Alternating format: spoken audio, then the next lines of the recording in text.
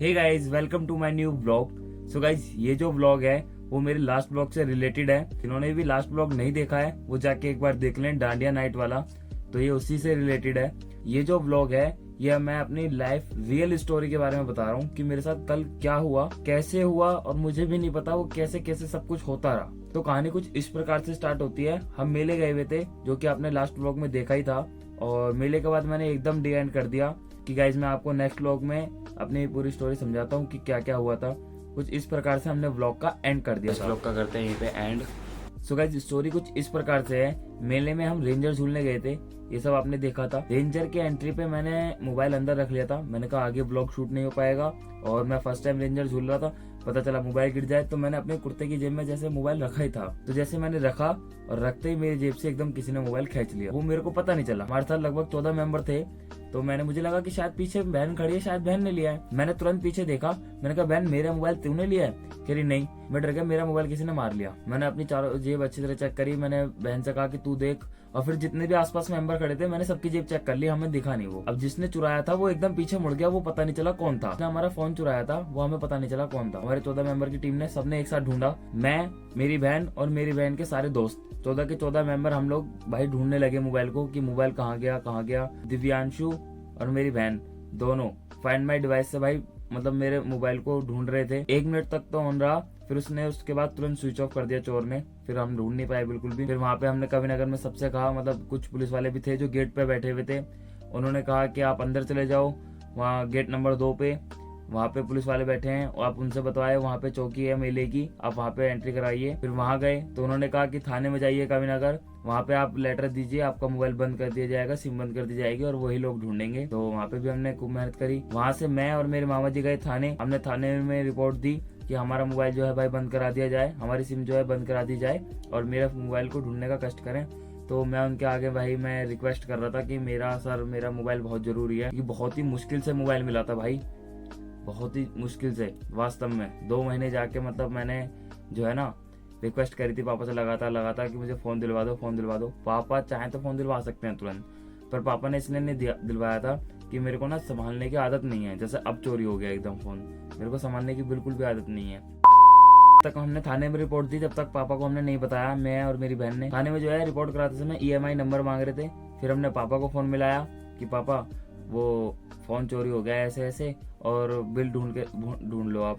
भाई मतलब 8-10 महीने हो गए, अब बिल मैं कहाँ संभाल के रखता हूँ, ना ही मुझे डिब्बा पता था कहाँ रखा है। तो मैंने उठा के कहीं और रख दिया होगा, पता ही नहीं मुझे। जिस शॉप से मैंने फोन लिया था पापा उस शॉप पे भी गए थे। उन्होंने कहा था कि आप सुबह आना, सुबह पता चलेगा, उस समय पता नहीं चल पाएगा, रात बहुत ज्यादा हो रही है। बाकी बहन के दोस्त जितने भी थे वो कैब करके अपना मतलब कॉलेज वगैरह चले गए हॉस्टल में। थाने में रिपोर्ट लिखवाने के बाद हम आए मेले में वापस। वहाँ पे पापा जी आ गए और बहन भाई चारों मिल गए थे। फिर हमने कैमरा रिकॉर्डिंग चेक करवाई।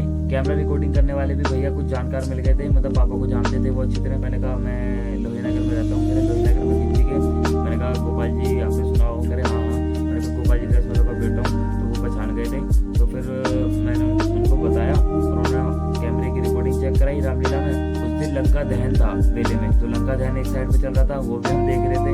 देखो मैं आपको रियल बात भी बता रहा हूँ, बिल्कुल साइड बाय साइड में रिकॉर्डिंग चेक कर रहा था। पर कैमरा जो था भाई काफी दूर लगा हुआ था रेंजर से, तो कुछ भी कवर नहीं कर पा रहा था, बिल्कुल समझ में नहीं आ पा रहा था। बिल्कुल पास करने पे भाई सब कुछ ढूंढ रहा, सब पिक्सल फट जा रहे थे।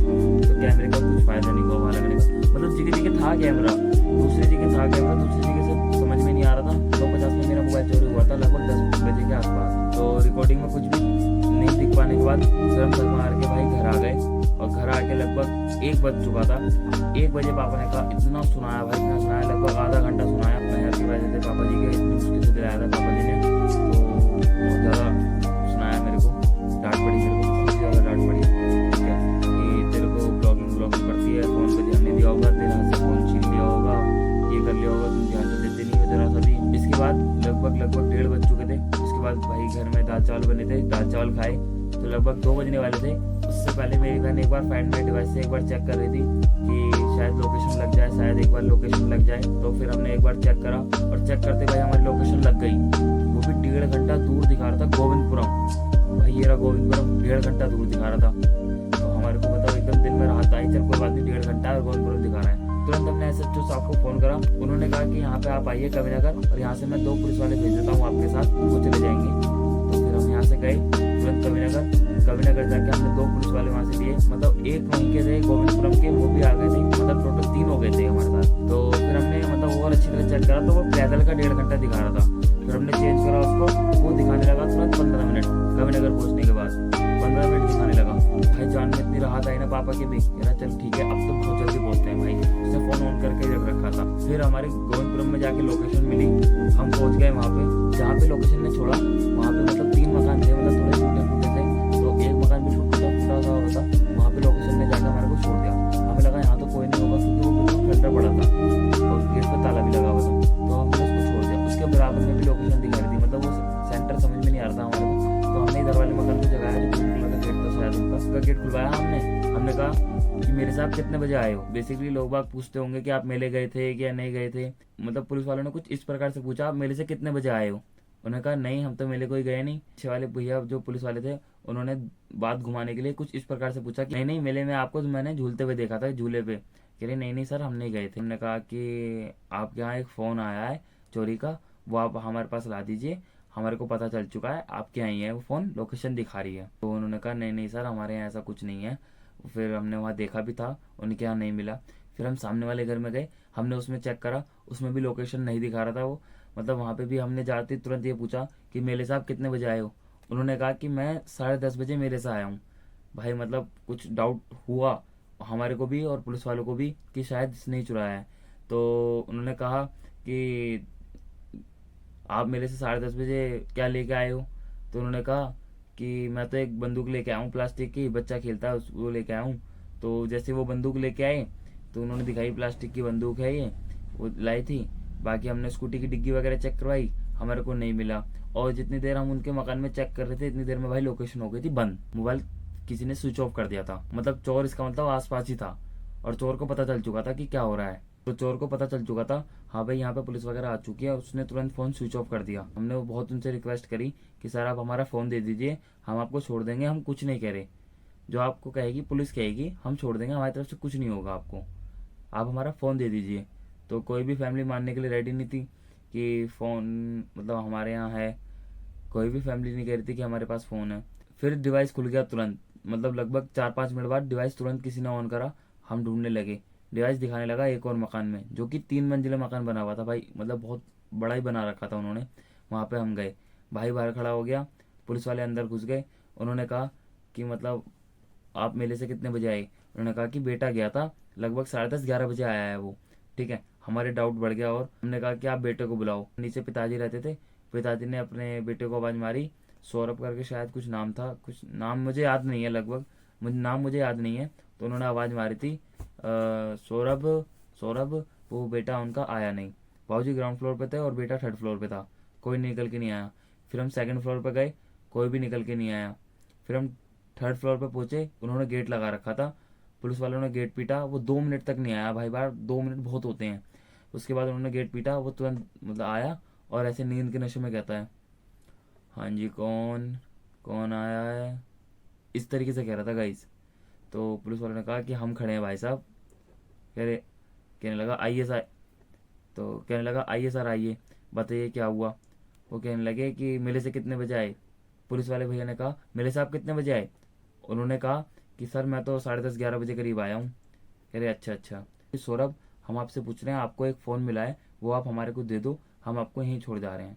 वो नहीं माना, उसने कहा कि सर मेरे को तो कोई फ़ोन मिला ही नहीं है। तो हमने कहा कि कोई बात नहीं, आप एक काम करो, जो भी फ़ोन मिला है आपको कोई कुछ नहीं कहेगा, सर आप हमारा फ़ोन ला दीजिए। फिर वो अंदर गया और फिर वो खाली हाथ ही बाहर आ गया और फिर आके कहता है हाँ जी सर मेरे को एक फ़ोन मिला था, वो आरडीसी वाली रोड पे मेरे को पड़ा पाया था वो। ये बोलते ही मैंने कहा हाँ चलो ठीक है जो भी है ला के दिखाओ।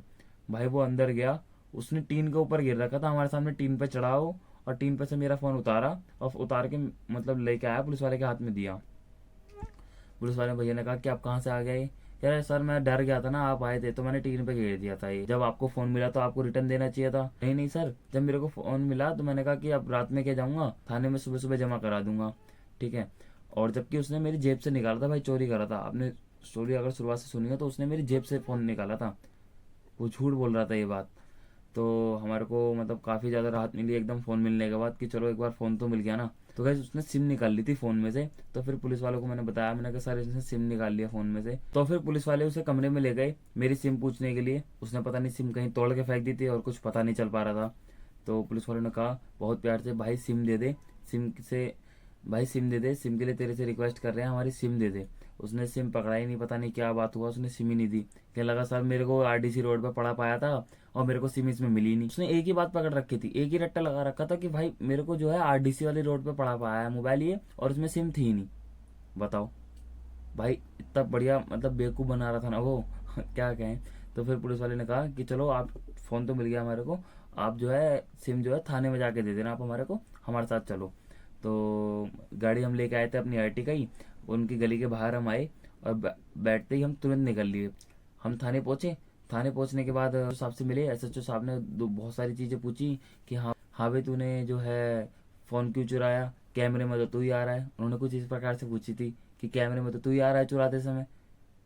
उन्होंने कहा कि नहीं सर मैं नहीं आ सकता, मैं तो चुराया नहीं है, कोई और होगा, मेरे को तो आरटीसी रोड पे पड़ा पाया है। वो भी यही गुन गा रहा था भाई। और सर से ऐसे नहीं कह रहा था, अरे जी भैया जी मेरे को ना आरडीसी रोड पे पाया है, भैया जी, भैया जी मेरे को तो आरडीसी रोड पे पाया है। जो एसएचओ साहब के पुलिस वाले थे उन्होंने भाई उसको पीछे से बहुत जोर से मारा और कहने लगे भैया जी कहते हैं क्या एसएचओ साहब को, भैया जी हैं तुम्हारे, भैया जी हैं तुम्हारे, नहीं सर जी, सर जी बोलो, अच्छा अच्छा सॉरी सर जी, अब से सर जी बोलूंगा, ठीक है ठीक है।